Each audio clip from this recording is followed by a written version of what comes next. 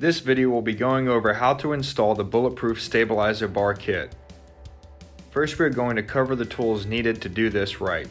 You'll need a tape measure, 5/8, 1/2 inch, and 1/4 inch drill bits, power drill, a pair of crescent wrenches, and blue tape.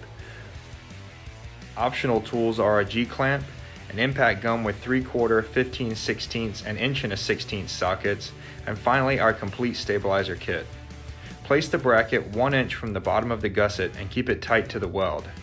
Use the G-clamp to hold it tight. Mark where you'll be drilling with the 5/8 bit and then attach the 1/4 inch bit and pre-drill through the gusset. Follow up with a 1/2 inch bit and finish it off with a 5/8 bit.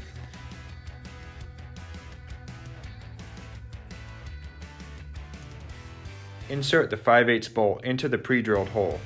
Tighten the bolt with 2 crescent wrenches or the impact gun.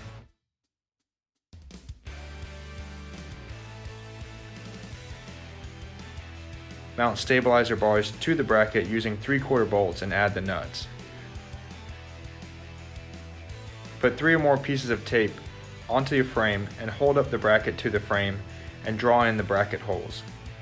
Use the 1/4 inch bit to pre-drill the marked holes and the 1/2 inch bit to finish it out. Put the bolts through the bracket and then connect that to the frame. Add washers on the opposite side and put on the nuts.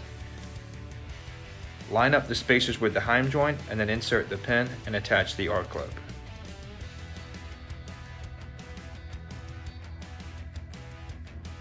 Twist the bar clockwise until you feel it get tight, and then take the tightening bar and give it a 1/2 turn.